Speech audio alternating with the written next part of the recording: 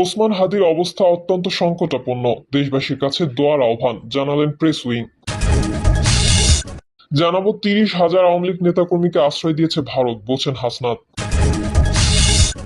জানাবো হাদিকে হত্যা চেষ্টা, আদালতে চাঞ্চল্যকর তথ্য দিলেন ফয়সালের বাবা মা। এদিকে নির্বাচনে অংশ নেওয়ার ঘোষণা জাপার, নিরাপত্তা না পেলে সরে দাঁড়ানোর ইঙ্গিত। হাদিকে গুলি, শুটার ফয়সালকে নিয়ে আদালতে যে তথ্য দিলেন নুরুজ্জামান। জানাবো হঠাৎ কেন লন্ডন গেলেন জামায়াত আমির। এবং সর্বশেষ জানাবো হাজারীবাগে হোস্টেলে মিলল এনসিপি নেত্রী জান্নাত আরার মরদেহ। এতক্ষণ শুনছিলেন সংবাদ শিরোনাম, এবারে জানিয়ে দিব বিস্তারিত সংবাদ। তবে তার আগে অনুরোধ থাকবে এই ভিডিওটিতে একটি লাইক দিন এবং আজকের খবর সম্পর্কে আপনার মূল্যবান মতামত কমেন্ট করে জানিয়ে দিন। আপনাদের প্রতিটি কমেন্ট আমাদের অনেক অনুপ্রেরণা যোগায়। ওসমান হাদির অবস্থা অত্যন্ত সংকটাপন্ন, দেশবাসীর কাছে দোয়ার আহ্বান জানালেন প্রেস উইং। সিঙ্গাপুরে চিকিৎসাধীন জুলাই গণঅভ্যুত্থানের সম্মুখভাগের অকুতোভয় যোদ্ধা ও ইনকিলাব মঞ্চের মুখপাত্র শরীফ ওসমান হাদির শারীরিক অবস্থা অত্যন্ত সংকটাপন্ন বলে জানিয়েছেন প্রধান উপদেষ্টার প্রেস উইং।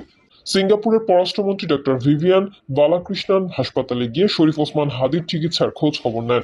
তিনি বাংলাদেশের প্রধান উপদেষ্টা প্রফেসর মোহাম্মদ ইউনূসকে ফোন করে হাদির বর্তমান শারীরিক অবস্থা ও চলমান চিকিৎসা কার্যক্রম সম্পর্কে অবহিত করেন।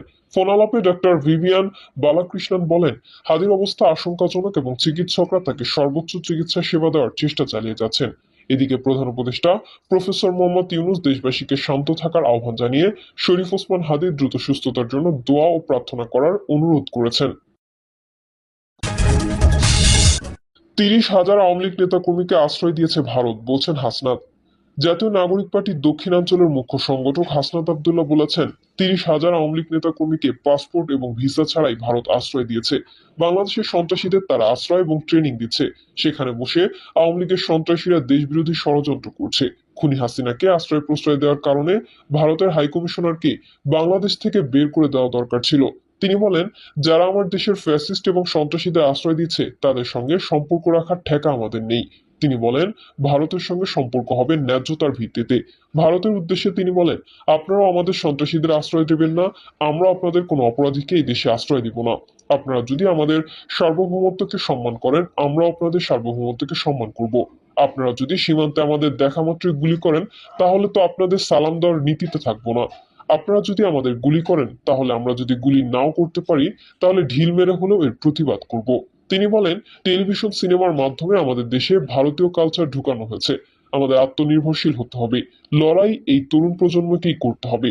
আমাদের আগের প্রজন্ম লড়াই করবে না, তারা গোপনে যোগাযোগ রাখে, ওপেনে রাখে না। হাদিকে হত্যা চেষ্টা, আদালতে চাঞ্চল্যকর তথ্য দিলেন ফয়সালের বাবা মা। রাজধানীতে ইনকিলাব মঞ্চের আহ্বায়ক শরীফ ওসমান হাদিকে গুলি করে হত্যা চেষ্টার ঘটনায় মূল অভিযুক্ত ফয়সাল করিম মাসুদের বাবা মা আদালতে স্বীকারোক্তিমূলক জবানবন্দি দিয়েছেন।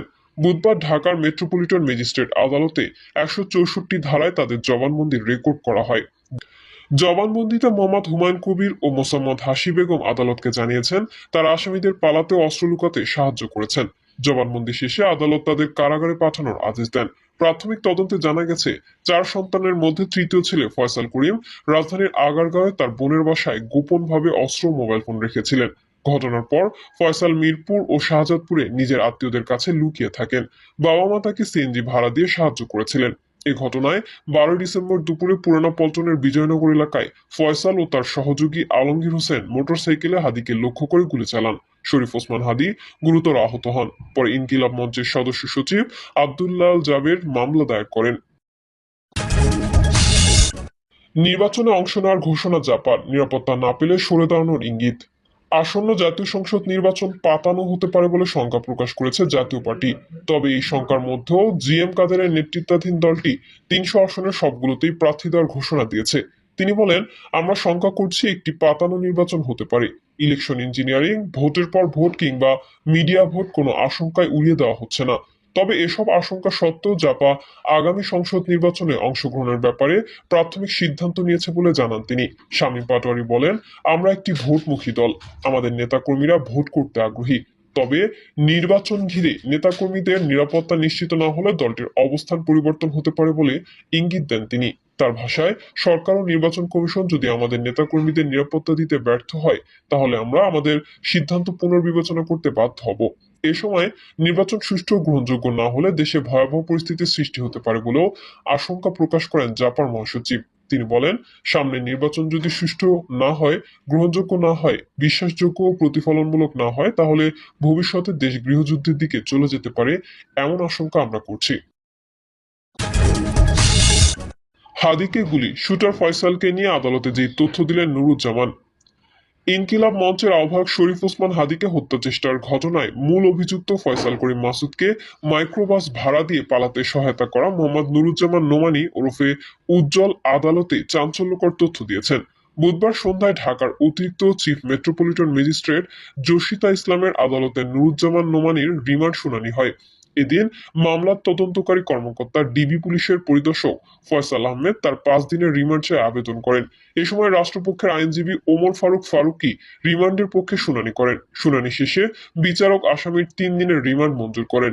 রিমান্ড শুনানিতে মোহাম্মদ নুরুজ্জামান নোমানী জানান, হাদিকে হত্যা চেষ্টার মামলার প্রধান সন্দেহভাজন ফয়সাল করিম মাসুদ 12 ডিসেম্বর ঘটনার দিন একটি প্রাইভেট কার ভাড়া করেছিলেন। সেই গাড়ির চালককে 3বার তিনি আসতে বলেছিলেন। তিনি প্রথমে গাড়িটিকে আসতে বলা হয়েছিল ঢাকার মৎস্য ভবনের সামনে, কিন্তু জুমার নামাজের পর গাড়িটিকে আসতে বলা হয় আগারগাঁওয়ের বিএনপি বাজারে। সবশেষ ধামরাই উপজেলার কালামপুরে যেতে বলা হয় গাড়িটিকে। সেখান থেকে গাড়িটিতে উঠে ময়মনসিংহে যান ফয়সাল। গাড়ি ভাড়ার সূত্র ধরে ফয়সাল করিমের সঙ্গে পরিচয় হয় বলে দাবি করেন নুরুজ্জামান নোমানী। তিনি বলেন, গত 3 মাস ফয়সালের সঙ্গে তার সরাসরি দেখা হয়নি, হোয়াটসঅ্যাপের মাধ্যমে তিনি গাড়ি ভাড়া করতেন। নুরুজ্জামান বলেন, 9 মাস আগে থেকে গাড়ি ভাড়া নেওয়ার সূত্র ধরে অনলাইনে হোয়াটসঅ্যাপে ফয়সালের সঙ্গে সম্পর্ক হয়।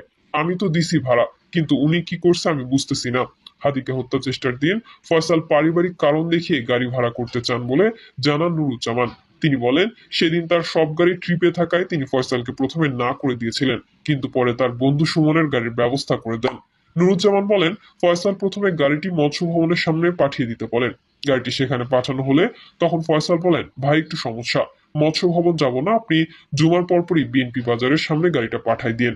পরে বিএনপি বাজারের সামনে আসার পরে দুষ্ট লোকটা বলে, ভাই আমি তো ওখানে থাকবো, উনি আসছে কিনা, খালি গাড়িটা আপনি কালামপুরে পাঠান। এরপর নুরুজ্জামান চালক সুমনকে ফোন করে গাড়ি নিয়ে কালামপুরে যেতে বলেন। বিচারক বলেন, ড্রাইভারকে চেনেন? নুরুজ্জামান বলে, জি। ড্রাইভার কোথায় আছে জানেন? নুরুজ্জামান বলে, তাকেও আনা হয়েছে, তিনি ডিবিতে আছেন। হঠাৎ কেন লন্ডন গেলেন জামায়াত আমির? বাংলাদেশ জামায়াত ইসলামের আমির ডক্টর শফিকুর রহমান যুক্তরাজ্যের উদ্দেশ্যে ঢাকা ত্যাগ করেছেন। বুধবার সকালে বিমান বাংলাদেশ এয়ারলাইন্সের একটি ফ্লাইটে হজরত শাহজালাল আন্তর্জাতিক বিমানবন্দর থেকে লন্ডনের পথে যাত্রা করেন তিনি। জামায়াত ইসলামের পক্ষ থেকে জানানো হয়েছে, যুক্তরাজ্য সরকারের একটি প্রতিনিধি দলের সঙ্গে পূর্ব নির্ধারিত বৈঠক ও কর্মসূচিতে অংশ নিতেন ডক্টর শফিকুর রহমানের এই লন্ডন সফর।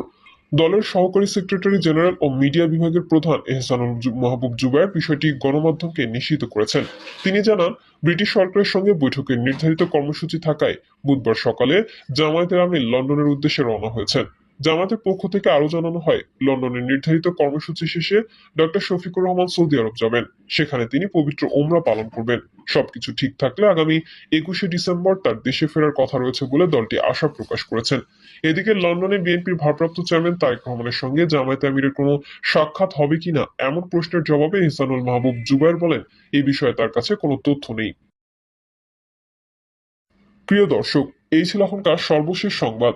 আপডেট ও সংবাদ পেতে চ্যানেলটি সাবস্ক্রাইব করে বেল আইকনটি ক্লিক করুন। কমেন্টে আপনার মতামত জানিয়ে আমাদের সাথেই থাকুন। ধন্যবাদ সবাইকে। আল্লাহ হাফিজ।